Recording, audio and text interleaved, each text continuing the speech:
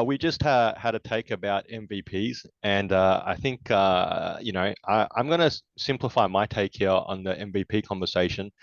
I think this player should be considered for MVP, and I don't know why he's actually not really in the conversation. All right, let me give you a few things, maybe a few stats here, and maybe you can pick who this player is. All right, let's see, let's test your NBA knowledge at the moment. At the moment, his team has a winning record of 24-18.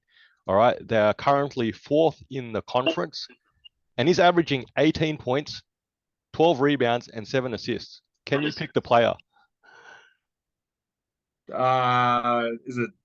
I'm literally cheating by pulling up the standings. Is it the Kings, Demontis Bonus? It is. Okay, and why is Sabonis not in the MVP conversation?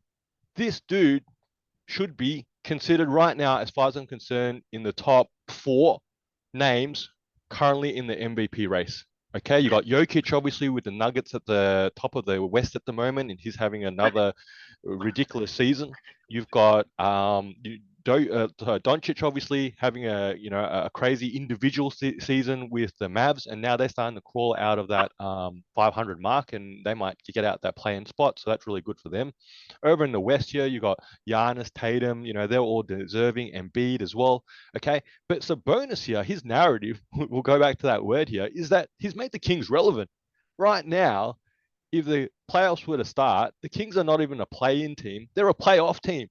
They're fourth in the West. All right. And they're actually a team that, I'm not saying they're going to go all the way, but they're probably a team that no other club wants to face in the first round.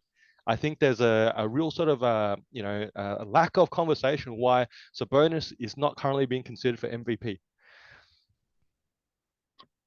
I wonder if it takes more other Kings being slept on because until you pointed out this little campaign, I wasn't aware that Sacramento was currently sitting at fourth.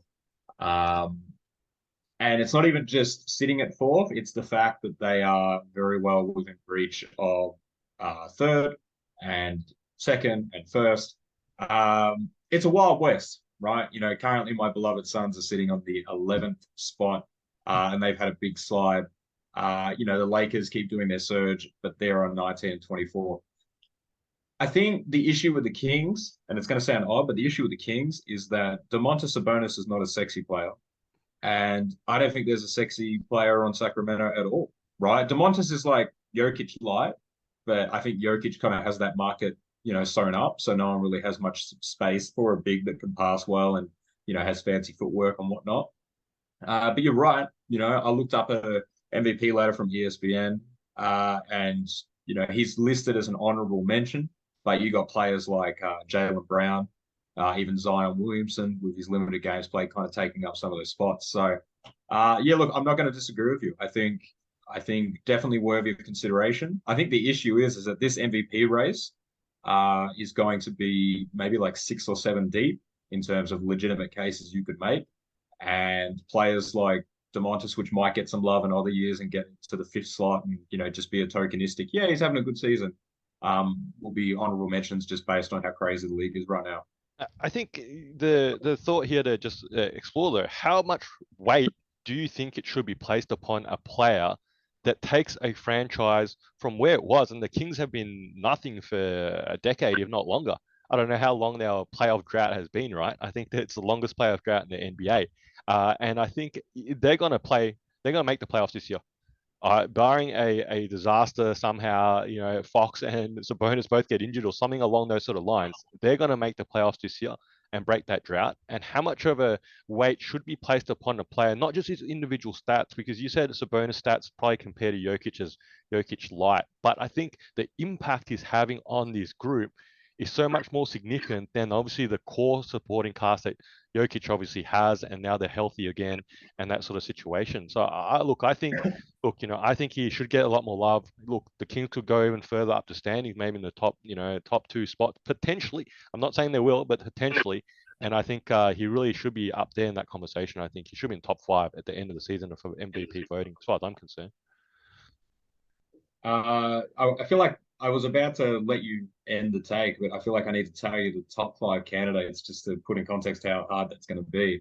Jokic, Tatum, Doncic, Durant, Giannis, right? Those are those are five names that are pretty safe to assume are having better statistical seasons and also doing the exact same thing that Domantas does.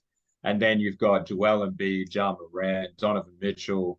You know, I think it's a big field for him to clear. I'm not trying to take away what you're saying.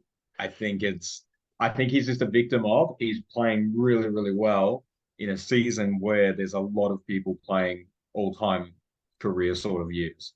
It's all right. This could be our one and only Kings take, all right, for the year. Yo, this is two guys with spare time. I'm Faz, this is Nick. You're probably a basketball fan like us, so hopefully you can throw us an assist and giving our video a like and subscribing to our channel. And if you got thoughts, feelings, or even some suggestions, please put them down in the comment section below. And thank you for using your spare time to watch us in our spare time.